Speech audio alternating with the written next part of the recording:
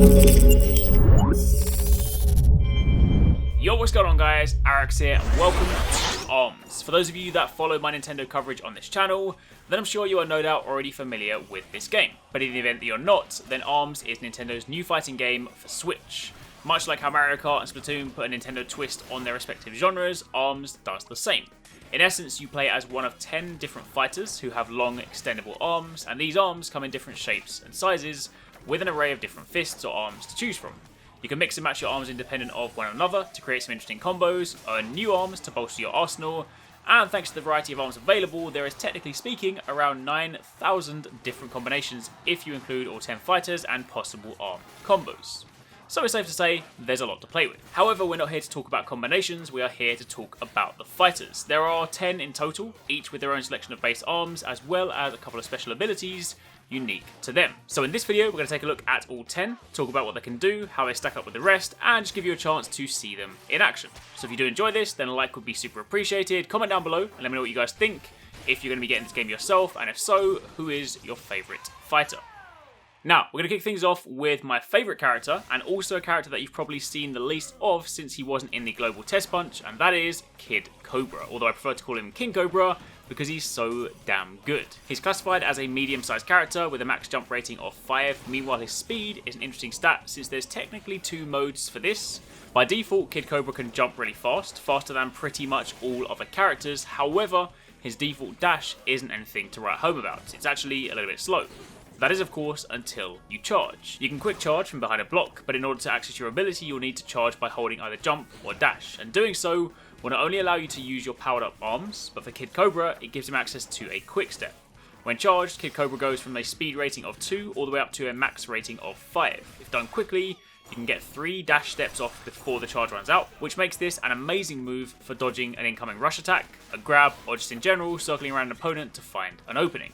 So in short, Cobra is actually a pretty fast character, and thanks to his speedy jumps, he has great evasive potential, and he's also pretty nasty to fight if you get pinned in the corner.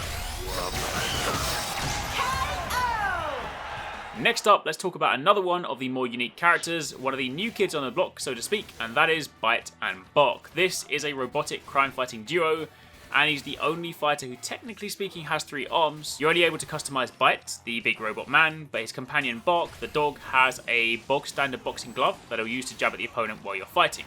He's completely AI controlled, so you won't really have much control over what he does, but he's still handy to have around. This duo is classed as one of the bigger characters in the game, but their other stats are pretty average. Medium jump, speed, however they do have a couple of rather interesting abilities.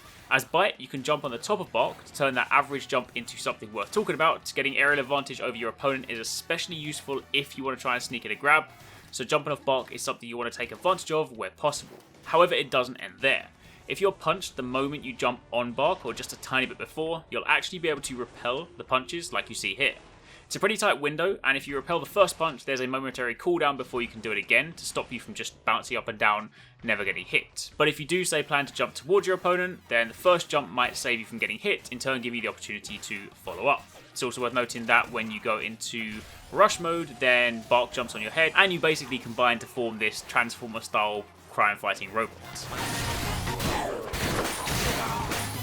Next up, moving on from there, let's talk about Twintail, a character that was recently added to the global test punch, so some of you may have had the opportunity to test her out already. She's an interesting one, and I also say she's probably one of the harder characters to master. She's not the most mobile of fighters, with both her jump and speed stats coming in at 3, so if you're coming over from a faster character, that alone will take some getting used to, but what's really interesting is her unique ability. When Twintail charges, again by holding down dash, this aura appears around her. If a punch approaches when this aura is up, it'll slow down the punch and almost freeze it mid-air, sort of like bullet time in the Matrix. During this moment, you're then able to react, either by unleashing a punch yourself, and if this then intercepts the incoming punch, you can of course block or repel it, or alternatively, if you perhaps caught an incoming punch from the right, you then have an opening to the left to then attack your opponent. Furthermore, you can do this whilst in the air. Same principle, you hold down dash whilst airborne and the aura will appear. The reason, however, that Twintail is a little bit harder to master is that the aura doesn't last too long, nor can you just sit there with it out 24/7, so you really need to learn to read your opponent. This aura, given the charge time, isn't quite as responsive as, say, pulling out your guard, so with that in mind, I wouldn't really say Twintail is a close range rush down fighter, but instead someone better suited to mid-range engagements. That way you have time to charge your aura should you see an incoming attack. Next up, moving on from there, let's turn our attention to the Ryu of the pack, Springman. And by Ryu, I mean he's the standard beginner character, easy to pick up, pretty forgiving to use, and all around a good fighter. If you're picking up armors for the first time, you really can't go wrong with Springman. He's an all-rounder on the stats front, with size, jump, and speed stats all coming in at 3. However, it's his unique ability that makes him such a great pick-up-and-play character. See, as mentioned earlier, you're able to charge your arms by holding down dash, or a quick charge from behind a shield. This allows you to use the arm's signature abilities or characteristic, whether that be an element like fire or ice, or something more debilitating like shock.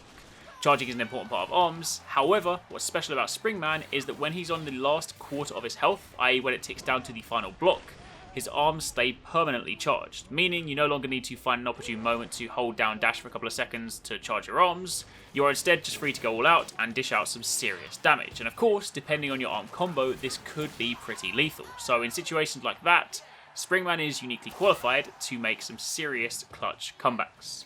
He does also have one additional ability, but this is in truth pretty hard to plan for. It's more something that will happen randomly, but if following a manual charge, your charge wears off, if you're punched at the exact moment your charge finishes or wears off, you'll also repel that punch. But again, in general combat, that's something that will happen more so out of luck than judgment.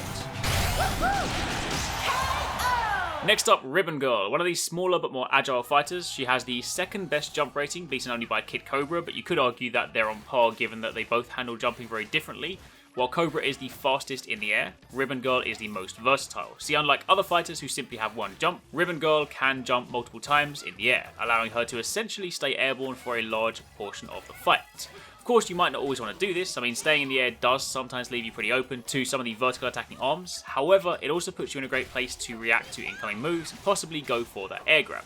However, what's more useful is that from mid-air, if you hold down dash, you will then dive bomb to the ground. But since you're holding down dash whilst you do this, it also charges your arms in the process. So by the time you hit the ground, your charge is ready to go. So if you use that knowledge to your advantage, you can then jump around in the air, baiting your opponent into attacking, at which point you can then dive bomb in front of them when they're open and unleash a charge attack. Next up you have Ninjara, aka the Ninja Kid, one of the fastest fighters out there with a max speed stat and also a pretty good jump stat on par with that of Ribbon Girl's. However, where he comes into his own is his evasive capabilities. See, when Ninjara jumps, if he dashes in the air, his unique ability allows him to teleport or warp, which obviously makes this an exceptional ability for dodging incoming attacks. However, it doesn't stop there. If you block an incoming attack, you will then also counter with a teleport or a warp at the same time. It is however worth mentioning that the warp counter that occurs after a block is something you need to be ready to react to, because it's quite easy for someone to follow up on that first warp with a punch to catch you the moment you respawn. You need to see the warp counter from a block as a regular counter, in that it should always be followed straight up with some sort of rushdown attack or a grab attempt. This way, should you respawn in a potentially harmful situation, you are best placed to fight back or at least repel. Next up we have Master Mummy, your tank or turtle fighter for want of a better word. He's also one of the easier characters to use alongside Springman, so if you're more a fan of bigger, heavier characters that hit hard, then this guy might be the one for you. He's one of the two biggest characters in the game, and as your sort of trade-off, as is to be expected, his jump and speed stats are as low as they can get. He's not the sort of character that will be spending a lot of time in the air, jumping and dashing around. He is designed to sit there, take hits, and fight back hard. He has two main abilities, the first of which is that he doesn't flinch when he's hit by most attacks. Sure, if you're standing there doing nothing, then you'll still flinch when you're hit by some stronger moves, but if you're in the middle of attack, then getting hit by another attack won't interrupt you or stop you in your tracks. That means for any of these smaller guys fighting you, they need to keep this in mind because the typical poke attacks that work on other fighters won't be anywhere near as effective on Mummy. However, on top of that, you can also heal. If you guard, then you heal whilst you're behind your shield. Now, it's worth noting this heal is pretty small and it's gradual, so it's not like standing in, say, a healing bottle. But if you're playing a game where there's a big gap between the fighters, perhaps on Ninjara's level where one person might be at the top of the stairs and the other at the bottom, then there's definitely scope to get a heal in. Just try not to use it too much because, of course, being behind guard makes you an easy target to grab. Next up, Minh Minh, aka the Ramen Bomber, one of these smaller, but again more agile characters. Despite her jump stat only being 3, she's actually pretty nimble in the air thanks to her kick, which I'll speak about in a second. However, the first thing I want to talk about is a stat that I haven't mentioned up until now, and that is arm girth. Now, that is a stat that all characters share, and from my understanding, since the game doesn't exactly explain it, this stat seems to essentially represent arm size. If bigger arms attack smaller arms, then the big arm takes priority, which is why someone like Master Mummy can punch directly through someone like Ribbon Girl's punches. The reason this is relevant for Minh Minh is because by default she has very low arm girth, meaning she has next to no priority. However, thanks to her unique ability, you can circumvent that. When Minh Minh charges, her left arm goes from being ramen noodles into a dragon, and her arm girth then goes from a stat of 1, the lowest, to 5, the highest. This then turns her left arm into a formidable weapon, and it will remain in this state until you're hit, thrown, or knocked down. This means you're able to combine the fast movement of your right arm with the power of your left, creating some great mix-up opportunities. It's also important to note this when picking arms, since only the left arm will benefit from this new stat. So while it may be tempting to throw something like the dragon head on there, I personally find that to be a bit of a waste and instead favour, say, a beefed up ram because that can do some serious damage. However, on top of that, hitting dash whilst in the air will also allow Minh Minh to kick, and if you time the kick correctly, you can stop punches in their tracks. The timing will take some getting used to, but more importantly, you need to pick the right time to do this. If your opponent sends 2 fists flying, your kick will only stop one of them, so you'll often get hit by the other. So you either need to be mindful of your placement, or try to dodge the first and kick the second. In truth, I personally use the kicks more so for mobility than anything else, but the option is there should you want it.